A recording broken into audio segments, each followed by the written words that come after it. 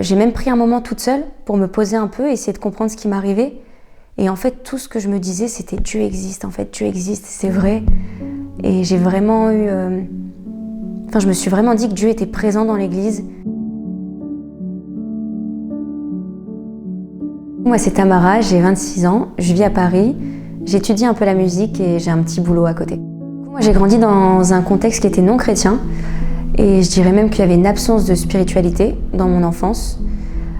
Et du coup, j'ai grandi sans forcément penser à Dieu et sans avoir d'intérêt pour ça aussi. La rencontre avec le Seigneur, c'était vraiment inattendu pour moi. Avant, j'étais militaire pendant presque 3 ans. Du coup, moi, je me suis retrouvée au pèlerinage international parce que je devais faire la sécurité.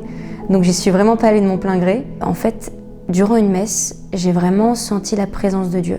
Et en fait, cet amour que j'ai ressenti, cette joie, ça m'est clairement tombé dessus. À la fin de cette messe, il y a eu le sacrement de réconciliation que je ne connaissais pas du tout.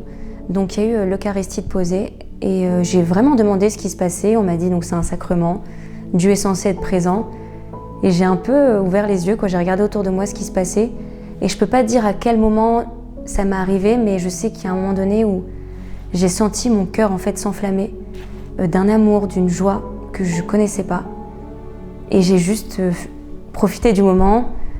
Et à ce moment-là, j'ai eu cette révélation intérieure que Dieu existait. J'étais vraiment dans la joie, mais c'était une joie que j'avais jamais eue avant, que j'avais jamais ressentie. Et j'ai même pris un moment toute seule pour me poser un peu, essayer de comprendre ce qui m'arrivait. Et en fait, tout ce que je me disais, c'était Dieu existe, en fait, Dieu existe, c'est vrai.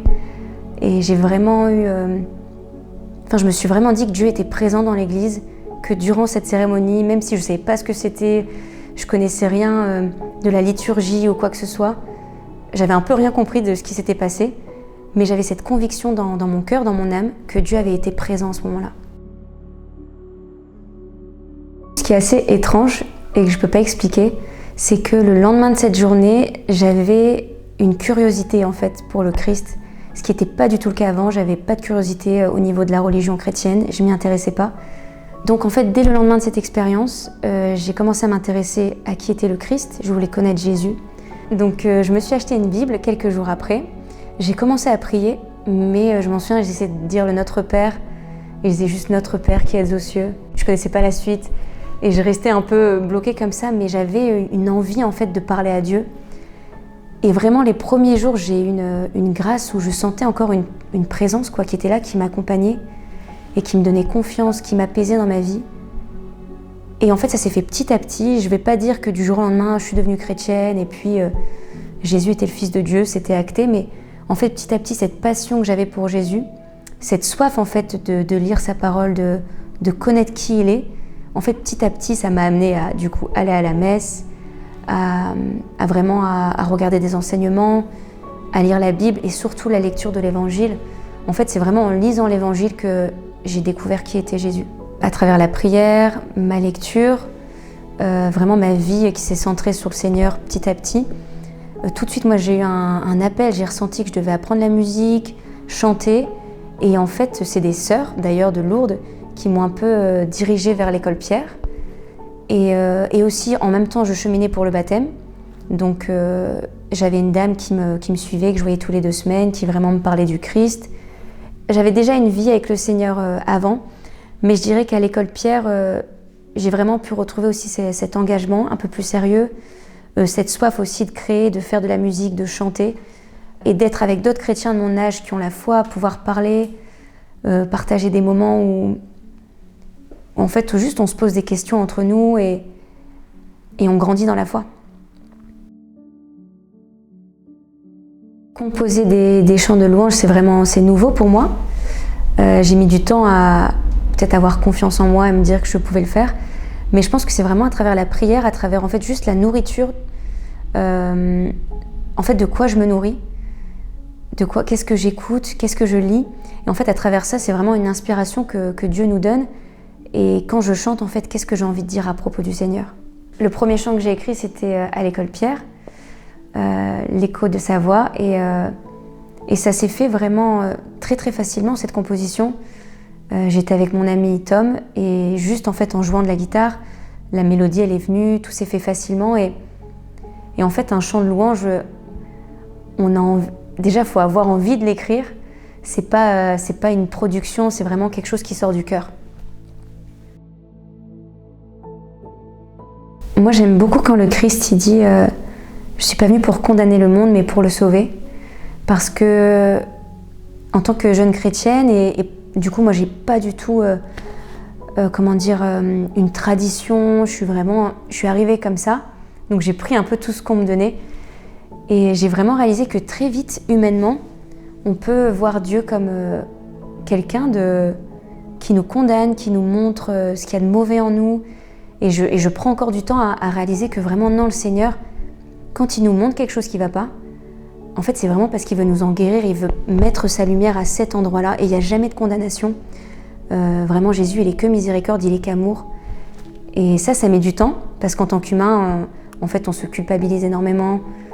Et parfois, c'est de la bonne culpabilité, parce qu'il faut qu'on change.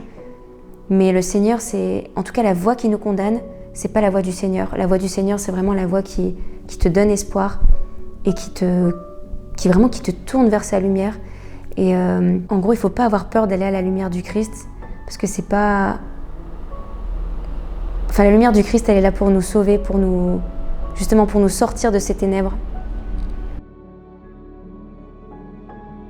Je dirais que, vu que moi, il y a vraiment eu un avant, un après pour le coup, où vraiment Dieu faisait pas partie de ma vie, puis j'y pensais pas plus que ça. J'avais quand même une recherche intérieure parce que je sentais bien qu'il y avait un vide en moi et que j'ai essayé de combler à travers plein de trucs qui étaient vraiment pas forcément bons pour moi, pour ma santé.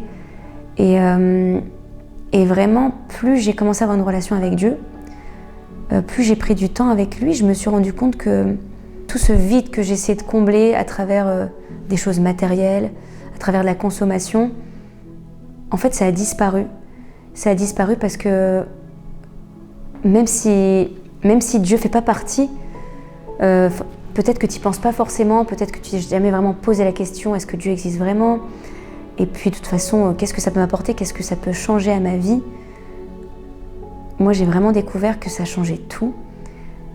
Parce que tous les pièges dans lesquels je tombais, la peur, l'angoisse, l'alcool, la drogue, en fait, finalement, sur le coup, ça me donnait une joie qui venait du plaisir que ça me procurait. Mais en fait, cette joie disparaissait et au final, je me retrouvais encore plus bas qu'avant. Et en fait, la présence de Dieu dans ta vie, ça va te travailler. Et c'est comme une marche en montagne, quoi. C'est vraiment petit à petit que ça se fait, mais il va jamais te faire descendre. Et s'il te fait descendre, c'est à l'intérieur de toi pour faire ressurgir ce qu'il y a de mauvais et vraiment t'en guérir. Et je dirais aussi que peu importe là où t'en es, peu importe l'obscurité, peu importe le mal que tu as pu faire aussi, et la culpabilité que tu peux ressentir, en fait, la miséricorde de Dieu, elle sera toujours plus grande. Parce que c'est juste qui il est. Et s'il est allé sur cette croix, c'est pour qu'aujourd'hui, en fait, toi, tu puisses aussi reconnaître et connaître en fait cet amour qu'il a pour toi. Et en fait, c'est vraiment pour chaque homme. La présence de Dieu, l'amour de Dieu, sa miséricorde, c'est pour chaque homme qui s'est donné. Et en fait, avec Dieu, c'est jamais fini, c'est jamais trop tard. Et peu importe là où t'en es, en fait, juste demander à Jésus de venir te sauver, demander pardon au Seigneur, en fait, ce sera toujours une bonne chose parce qu'il nous attend les bras ouverts et ça, peu importe là où t'en es aujourd'hui.